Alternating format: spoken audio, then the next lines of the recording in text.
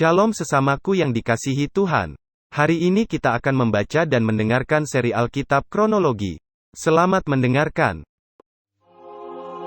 Sesudah Abimelek, bangkitlah Tola bin Puah, bin Dodo, seorang Isakar, untuk menyelamatkan orang Israel. Ia diam di Samir, di pegunungan Efraim, dan ia memerintah sebagai hakim atas orang Israel 23 tahun lamanya. Kemudian matilah ia, lalu dikuburkan di Samir. Sesudah dia, bangkitlah Yair, orang Gilead, yang memerintah sebagai hakim atas orang Israel 22 tahun lamanya. Ia mempunyai 30 anak laki-laki, yang mengendarai 30 ekor keledai jantan, dan mereka mempunyai 30 kota, yang sampai sekarang disebutkan orang Hawot Yair di tanah Gilead. Lalu matilah Yair dan dikuburkan di Kamon. Orang Israel itu melakukan pula apa yang jahat di mata Tuhan. Mereka beribadah kepada para Baal dan para Asyitoret, kepada para allah orang Aram, para allah orang Sidon, para allah orang Moab, para allah Bani Amon, dan para allah orang Filistin. Tetapi Tuhan ditinggalkan mereka, dan kepada Dia mereka tidak beribadah. Lalu bangkitlah murka Tuhan terhadap orang Israel, dan Ia menyerahkan mereka ke dalam tangan orang Filistin dan Bani Amon. Dalam tahun itu juga orang Israel ditindas dan diinjak mereka. 18 tahun lamanya, mereka memperlakukan demikian semua orang Israel yang di seberang sungai Yordan, di tanah orang Amori yang di Gilead. Dan Bani Amon pun menyeberangi sungai Yordan untuk berperang melawan suku Yehuda, suku Benyamin, dan keturunan Efraim, sehingga orang Israel sangat terdesak. Lalu berserulah orang Israel kepada Tuhan, katanya, "Kami telah berbuat dosa terhadap Engkau, sebab kami telah meninggalkan Allah kami, lalu beribadah kepada para Baal." Tetapi firman Tuhan kepada orang Israel, "Bukankah aku yang telah menyelamatkan kamu dari tangan orang Mesir, orang Amori, Bani Amon, orang Filistin, orang Sidon, suku Amalek dan suku Maon yang menindas kamu ketika kamu berseru kepadaku? Tetapi kamu telah meninggalkan aku dan beribadah kepada Allah lain. Sebab itu, aku tidak akan menyelamatkan kamu lagi. Pergi sajalah berseru kepada para Allah yang telah kamu pilih itu. Biar merekalah yang menyelamatkan kamu pada waktu kamu terdesak." kata orang Israel kepada Tuhan, "Kami telah berbuat dosa. Lakukanlah kepada kami segala yang baik di matamu. Hanya tolonglah kiranya kami sekarang ini." Dan mereka menjauhkan para allah asing dari tengah-tengah mereka. Lalu mereka beribadah kepada Tuhan. Maka Tuhan tidak dapat lagi menahan hatinya melihat kesukaran mereka. Kemudian Bani Amon dikerahkan dan berkemah di Gilead, sedang orang Israel berkumpul dan berkemah di Mispa. Maka para pemimpin bangsa di Gilead berkata seorang kepada yang lain, "Siapakah orang yang berani memulai peperangan melawan Bani Amon itu? Dialah yang harus menjadi kepala atas seluruh penduduk Gilead."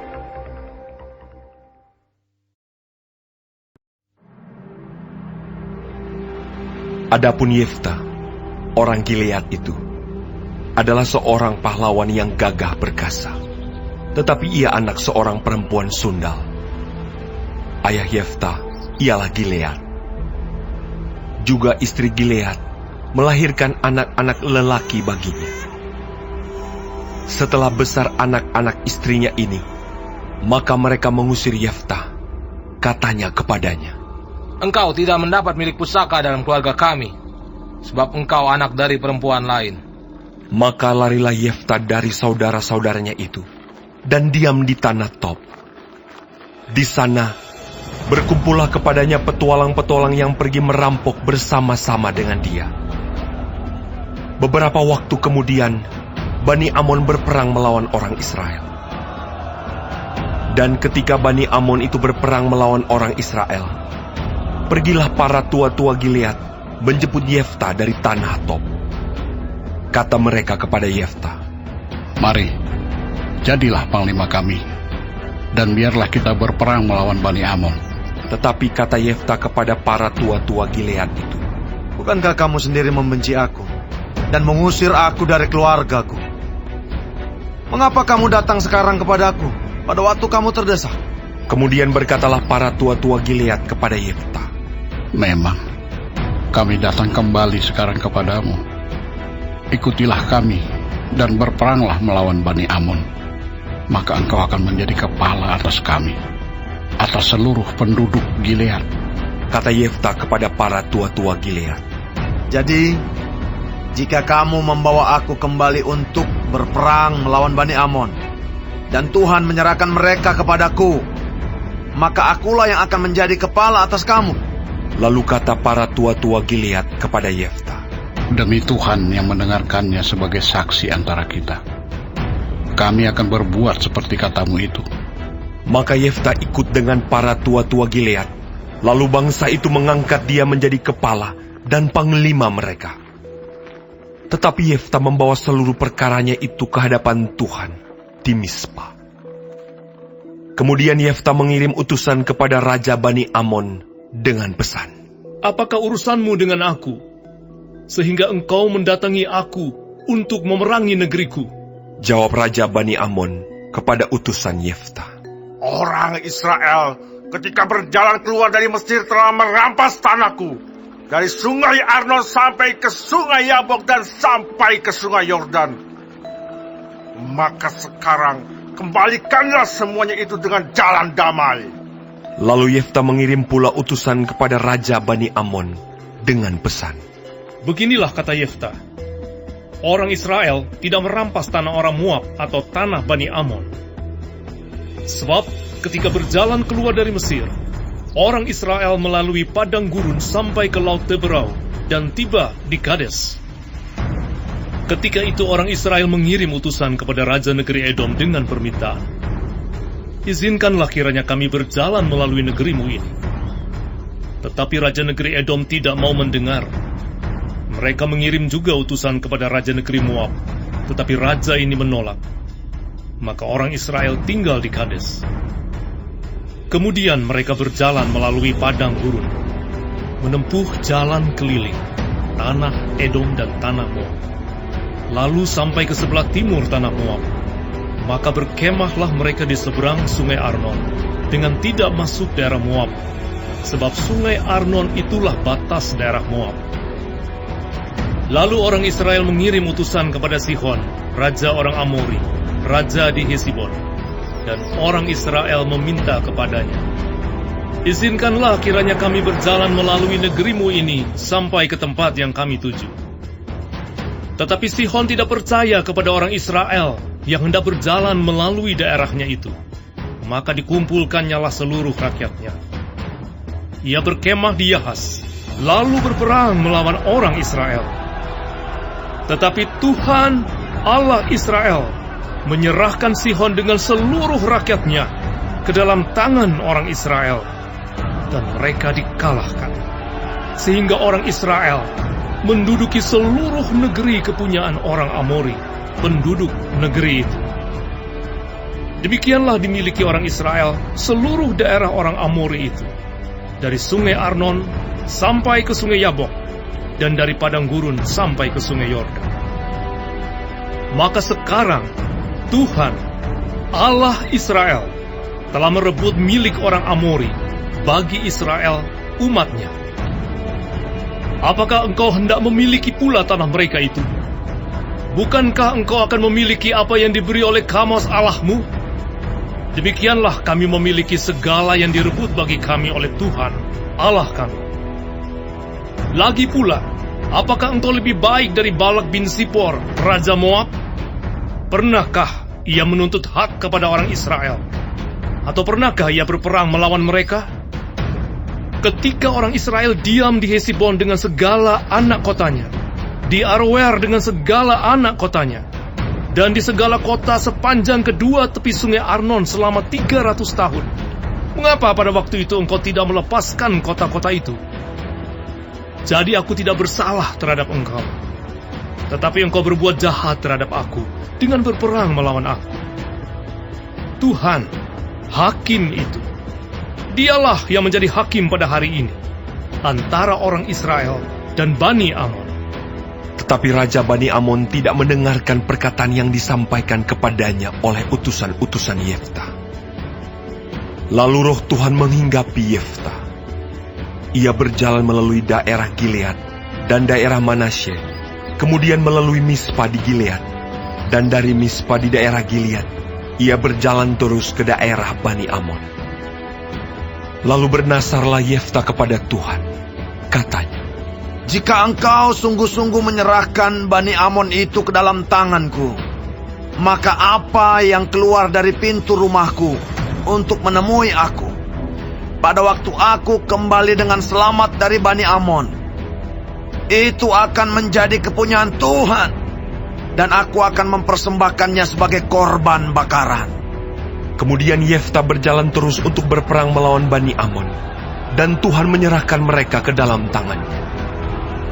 Ia menimbulkan kekalahan yang amat besar di antara mereka, mulai dari Aroer sampai dekat Minit, 20 kota banyaknya, dan sampai ke Abel Keramim, sehingga Bani Amon itu ditundukkan di depan orang Israel. Ketika Yefta pulang ke Mispa ke rumahnya, tampaklah anaknya perempuan keluar menyongsong dia dengan memukul rebana serta menari-nari. Dialah anaknya yang tunggal. Selain dari dia, tidak ada anaknya laki-laki atau perempuan. Demi dilihatnya dia, dikoyakkannyalah bajunya sambil berkata, Anakku, engkau membuat hatiku hancur luluh, dan engkaulah yang mencelakakan aku. Aku telah membuka mulutku bernasar kepada Tuhan, dan tidak dapat aku mundur. Tetapi jawabnya kepadanya, Bapa, jika engkau telah membuka mulutmu bernasar kepada Tuhan, maka perbuatlah kepadaku sesuai dengan nasar yang kau ucapkan itu. Karena Tuhan telah mengadakan bagimu pembalasan terhadap musuhmu, yakni Bani Amon itu. Lagi katanya kepada ayahnya, Hanya izinkanlah aku melakukan hal ini.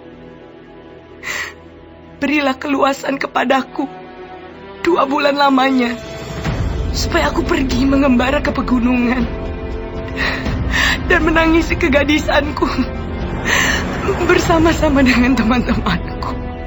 Jawab Yefta, Pergilah. dan ia membiarkan dia pergi 2 bulan lamanya. Maka pergilah gadis itu bersama-sama dengan teman-temannya menangisi kegadisannya di pegunungan. Setelah lewat kedua bulan itu, kembalilah ia kepada ayahnya, dan ayahnya melakukan kepadanya apa yang telah dinasarkannya itu. Jadi gadis itu tidak pernah kenal laki-laki. Dan telah menjadi adat di Israel, bahwa dari tahun ke tahun, anak-anak perempuan orang Israel selama 4 hari setahun meratapi anak perempuan Yefta, orang Gilead itu.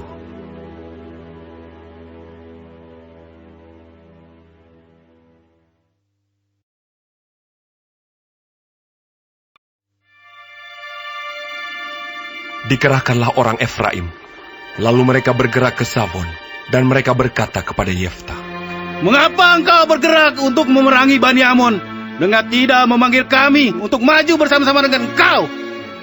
Sebab itu, kami akan membakar rumahmu bersama-sama kamu. Tetapi jawab Yefta kepada mereka, Aku dan rakyatku telah terlibat dalam peperangan yang hebat dengan Bani Amon. Lalu aku memanggil kamu, tetapi kamu tidak datang menyelamatkan aku dari tangan mereka.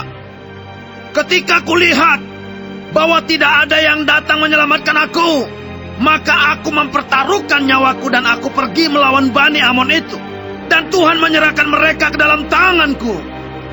Mengapa pada hari ini kamu mendatangi aku untuk berperang melawan aku? Kemudian Yefta mengumpulkan semua orang Gilead, lalu mereka berperang melawan suku Efraim. Dan orang-orang Gilead mengalahkan suku Efraim itu.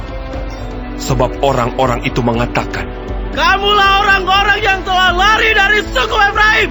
Kaum Gilead itu ada di tengah-tengah suku Efraim dan suku Manasye. Untuk menghadapi suku Efraim itu, maka orang Gilead menduduki tempat-tempat penyeberangan sungai Yordan. Apabila dari suku Efraim ada yang lari dan berkata, Biarkanlah aku menyeberang. Maka orang Gilead berkata kepadanya, Orang Efraim kah engkau? Dan jika ia menjawab, Bukan.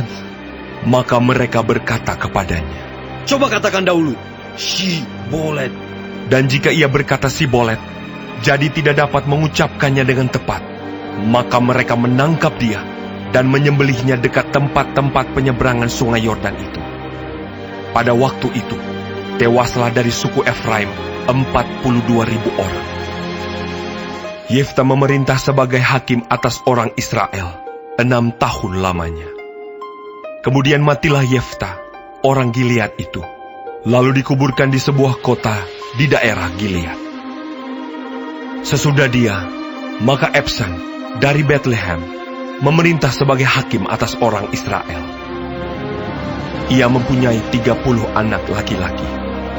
30 anaknya perempuan dikawinkannya keluar kaumnya, dan 30 anak perempuan diambilnya dari luar kaumnya untuk anak-anaknya lelaki itu.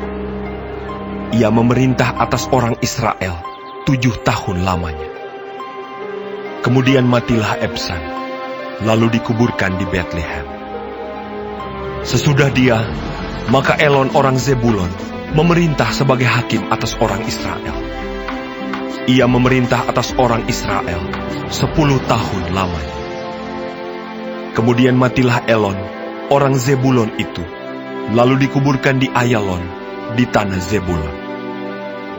Sesudah dia, maka Abdon bin Hilel, orang Piraton, memerintah sebagai hakim atas orang Israel. Ia mempunyai 40 anak laki-laki dan 30 cucu laki-laki, yang mengendarai 70 ekor keledai jantan. Ia memerintah atas orang Israel 8 tahun lamanya. Kemudian matilah Abdon bin Hilel, orang Piraton itu, lalu dikuburkan di Piraton, di tanah Efraim, di pegunungan orang Amalek.